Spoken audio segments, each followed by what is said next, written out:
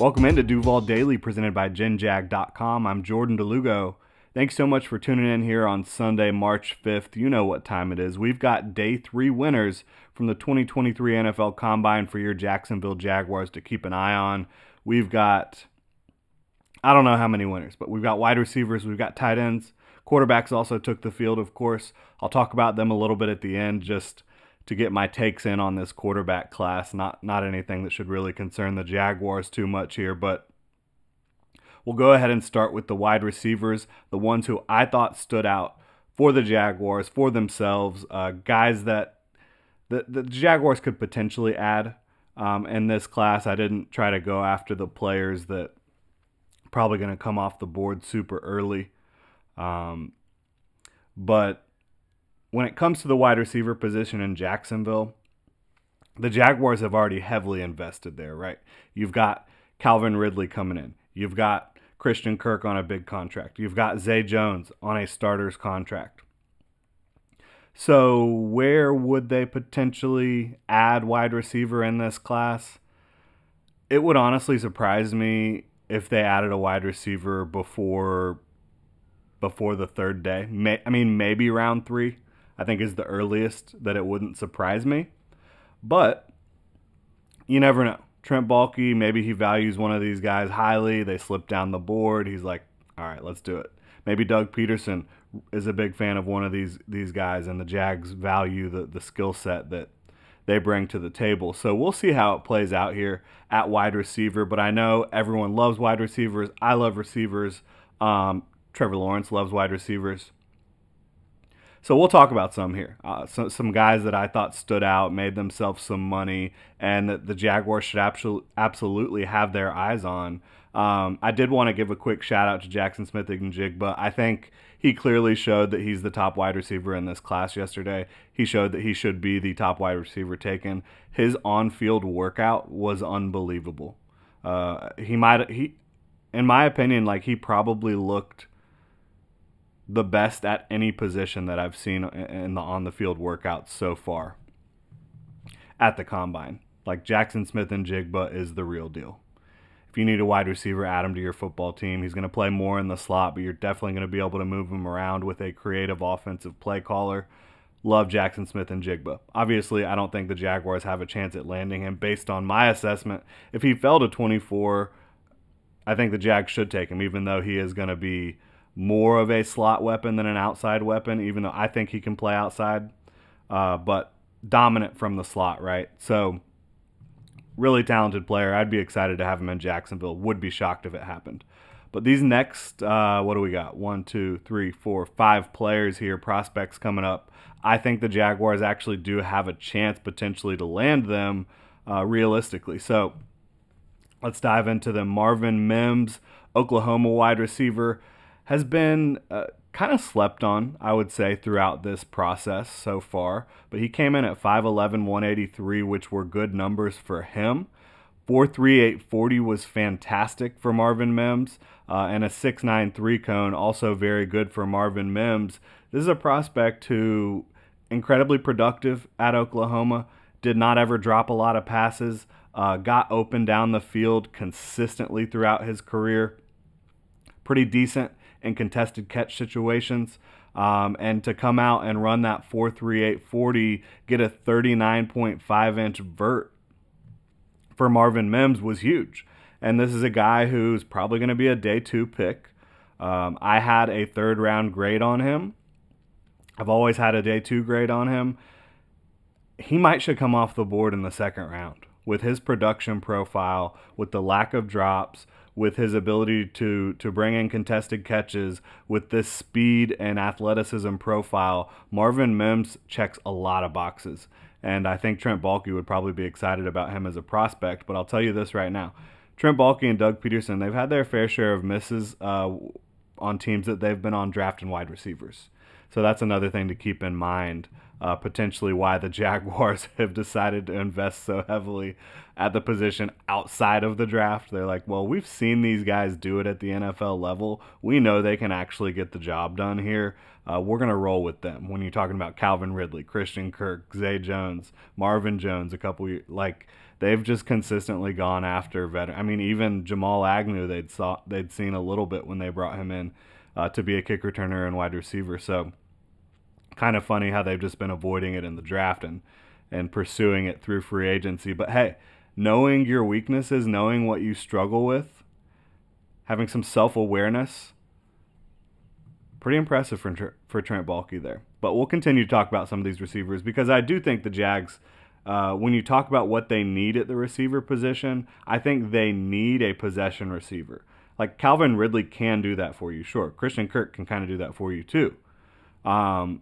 Zay Jones, I wouldn't consider a possession receiver, not a consistent possession receiver.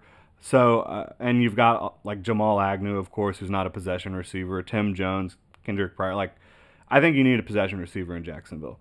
And I also think you could use a guy who could create after the catch a lot more. I think Rashee Rice out of SMU could potentially be a guy like that for the Jaguars. He's 6'1", 204, 32 3/4 arms. Did not look his best at the Senior Bowl consistently, but I've heard that he was actually dealing with a little bit of an injury there. But he has really, really good size at the position. Came in 4.51 40-yard dash, which isn't blazing, but it's very good for him. And the impressive thing about that 40-yard dash, the 1.49 10-yard split, that was tied for the third fastest 10-yard split. That means he is able to explode off the line of scrimmage. And at his size, that explosiveness, that speed off the line, that really tracks. That really translates to the next level. And a 10.8 broad, which is also really impressive. And he looked pretty good in the field work. He looks like he has solid hands like almost all the time. Like 90% of the time, I feel like you're just watching him and his hands look incredibly natural and strong. But then I think there's like a focus drop, once or twice every 10 passes. And that's something you would just like to see improve a little bit. Not let so many passes hit the ground because he is really good in contested catch situations. He does, extend away from his frame to go get the ball, but at times it's just loses a little bit of focus for Rashee Rice. But those numbers, a loose comp here is kind of Brandon Ayuk, what you can do with Rashee Rice at the next level, in my opinion. That type of prospect, with the length, with the size, with the same kind of athletic profile there as a Brandon Ayuk. And I think that type of skill set in a Doug Peterson offense, that would be huge. Next guy I want to talk about, Tyler Scott. Somebody who I'm not sure if I've talked about on the channel before. Had him as a second-round pick prior to the combine. Came in at 5'10", 177, about what he looked like on tape. 30 7/8" arms. A lot of teams kind of look at 30-inch arms as the threshold between can you play wide receiver on the outside or are you going to be restricted to the inside. So good for Tyler Scott to have pretty much 31-inch arms there at 5'10". But a 4.44 40-yard dash for Tyler Scott. Lots of fours in there. Not a crazy 40 for him. Like you expected him to test really well. 1.51 10 split. That is really good. That is close to best in class. That's up there with some of the best guys. 39.5-inch vert, really good. 11.1 broad, really good. But the athletic testing wasn't even what blew me away for Tyler Scott. He just looks springy. And when you see prospects that just look different on the field from an athletic standpoint, from a movement standpoint, you take note. And Tyler Scott looks different. He just moves different. Like I said, I think he's just springy off the ground. Like his feet just want to explode off the ground. And so he's a player that I thought, or a prospect that I thought showed, all the agility, in the field work, the hands for the most part. Like Rashee Rice, I think there's some occasional focus drops, which you want to clean up. But Tyler Scott was really impressive for me too, and a day 2 guy, I would say. That the Jaguars, if they want to get frisky, go for another receiver on day 2, maybe get cheaper. down the road, 2024. Maybe you want to pay Trevor Lawrence. Maybe you don't want to pay a receiver. Get cheaper. But next guy up, A.T. Perry out of Wake Forest. This is a prospect I've been really excited about. And when you have these prospects like A.T. Perry who are just big, physical receivers, and I wouldn't even say physicality is a hallmark of his game, but just these big, towering receivers, people always want to know, oh, well, is he actually just slow, and is he going to be able to separate at the next level, different things like that. I think A.T. Perry answered those questions. 6'3.5", 198 pounds, 33 and a quarter arms, so he has that length, that catch radius that you love to see. 4.47 40-yard dash, which honestly is a little bit faster than I was expecting for A.T. Perry. So you love that. The 35-inch vert, again, with the 6'3.5" frame, the 33 and a quarter arms is very good. 11.1 broad, really, really good. A.T. Perry had a fantastic day. And he's a guy that I think is going to end up being a day 2 pick. I think he has every opportunity to be a possession-type receiver at the next level, and even more than that, really. For whoever drafts him. And my final wide receiver here I wanted to talk about, and I could talk about these receivers all day, but final one who I thought really had themselves a day was Josh Downs. 5'9", 171. That doesn't blow you away, but you knew on tape that he didn't have great size, right?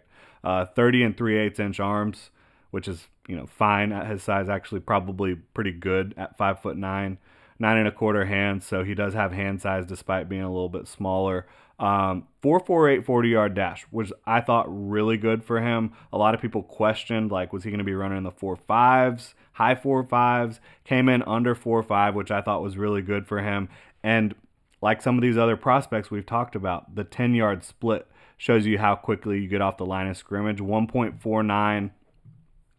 That's right there with Rashee Rice right at the top of the class. Only Darius Davis and Trey Tucker had better 10-yard splits than Josh Downs. And he also had a 38.5-inch vert, a 10-11 broad. And this is a receiver, when you watch him on the field work, a pro already. Like, he knows what he's doing. He's got it down, kind of like a Jackson Smith and Jigba, but smaller. And you see his athleticism come out on tape and on the field, and you see the 38.5-inch vert. You see the strong hands. He is a contested catch freak. In 2022 for North Carolina, he was hauling in tons of contested catches down the field. And you see why when you look at the athletic profile, the entire package here with Josh Downs.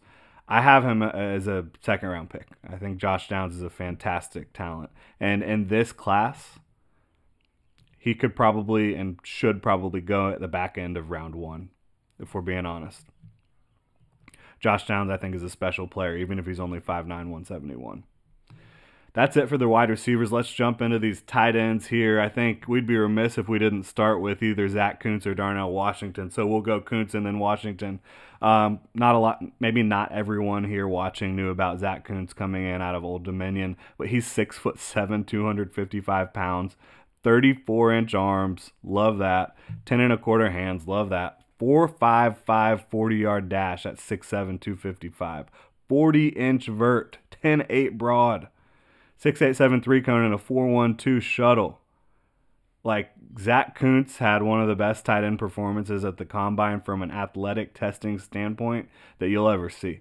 And this is a loaded tight end class. He's not going to be one of the top 3 or 4 tight ends off the board. You could probably get him late day 2, mid day 2, and get just one of the craziest freak shows at the tight end position you've ever seen. And yeah, he actually does play the position pretty damn well.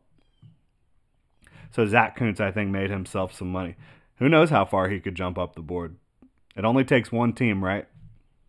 Darnell Washington, 6'7", 264, a little bit more of a known commodity coming in here. 34 and 3/8 inch arms. You love all that. 11-inch hands, fantastic. Just some of the biggest hands in the class. Some of the biggest hands you'll see in the NFL. At 6'7", 264. 4.64 40-yard dash. Unbelievable, with a 1.57-10 split. That is absurd at that size. Absolutely absurd. And it's tied for the second fastest 10 split of the tight ends. It would be faster than a bunch of the receivers. That's the type of freak you've got here. 31-inch vert, again, at that size, really impressive. And, of course, a 4.08 shuttle, really impressive. Darnell Washington, I don't think he's going to make it out of the first round, I'll be honest, because he did some really impressive things in the field work, catching some balls as well. Not a finished package or a finished product at the receiving part of the tight end position, but he's got the talent to do it. He's got the potential. He's got some of the stuff on tape that you're looking for, and he's absolutely dominant physically as a blocker and as an athlete, as we've all seen here. Sam Laporta, guy I've liked for a long time, a guy I thought should have come out in 2022. Thought he would have been, for me, a day 2 grade last year. Still comes in as a day 2 grade. I thought he had a really good day out of Iowa, and leave it to Iowa to produce yet another guy who's probably not going to be top 3 or 4 at their position in the draft, but they're going to have a damn good career at tight end. Sam Laporta, 6'3", 245, 32 and an 1/8 inch arms. Not great there with the length, but it's not prohibitive at all. 10 1/4 hands. 4.5940 for Sam Laporta. Really good number there. 35-inch vert, 10.3 broad, good stuff. 6.91 3-cone, good. 4.25 shuttle, good. He came in as a very, very good athlete at the tight end position, and he's a guy who has, wide receiver background. So it kind of makes sense. And you see him on tape with his ability to separate, his ability to have some twitch at the top of his routes, and his catch point skills. I think Sam Laporta is going to be a tight end that whoever drafts him is going to end up liking him and having him around for a long, long time.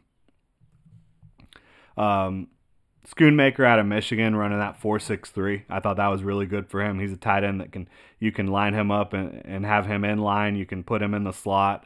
Another guy that just adds to the depth of this class. And he had a really good final season at Michigan in 2022. And the final tight end we got to talk about here is my guy, Luke Musgrave. And we can touch on Michael Mayer too. But I don't think Michael Mayer was a winner per se at the combine. But I do think Luke Musgrave was a winner. 6'6", 253. We knew how big he was already because of the Senior Bowl. 32 and 5/8 inch arms, 10 and 3/8 inch hands. You love all that. All that's really good. 6'6", 253. Great. 32 and 5/8 inch arms. Very good. 10 and 3/8 hands. Very good. All right. 4.6, 140. Awesome number at that size. Like, that's very, very impressive. But what's even more impressive and blew me away, 1.54 second 10 split. Again, that's your first 10 yards of your 40-yard dash. That's you getting off the line of scrimmage. 1.54 seconds. You want to know who that was faster than? How about Marvin Mims, who we just talked about? How about Xavier Hutchinson, who we've talked about a lot at the wide receiver position? How about Jordan Addison? How about Jaden Reed? Dontavion Wicks? A.T. Perry? All those guys. He gets off the line of scrimmage faster than all those guys. Pretty incredible.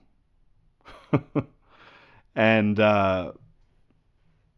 he's got the size, he's got the hands. He doesn't have all the production you want because of an injury that was sustained after the second week of the 2022 season. But he had 11 catches, a couple touchdowns in the first 2 games, a bunch of yards. I mean, I think he was on track to be a clear-fire first-round pick. I still think he should be a first-round pick in this class. And how do the Jaguars address the tight end position? I'll be honest with you. I'd be surprised if they did it super early, but I think maybe on day 2. And that's just because, look, if you're bringing Evan Ingram back, you're investing in him. Are you getting a long-term deal done? Do you feel like you're going to get a long-term deal done? Do you feel like you're going to keep Evan Ingram around a long time? If you are, then you're not going to take a tight end super early.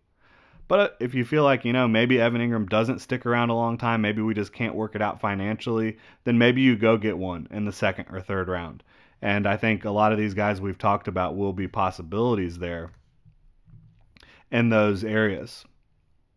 But looking at Michael Mayer, I said we would talk about that real quick here. He had the slowest 10 split in the class at tight end. Not great, but, didn't necessarily expect him to test great. 4.7 40-yard dash, 1.66 10 split, like I said, 32.5-inch vert, 910 broad. Not great numbers. And at only 249 pounds, I think those numbers are pretty disappointing. Because I think he plays bigger than that. I think he came in, tried to lose some weight to test better, and the testing, in my opinion, wasn't that impressive. So I think he should have probably just come in at his normal weight and done his thing. We'll see how it impacts his draft stock. I'm still going to have a first-round grade on Michael Mayer, but we'll see if this has any impact. And you didn't expect him to be a great tester, right? But to be a first-round tight end, 4.7 seconds at 249, it's not great. It's not great, but still really talented guy. But I don't think he was a winner by any stretch.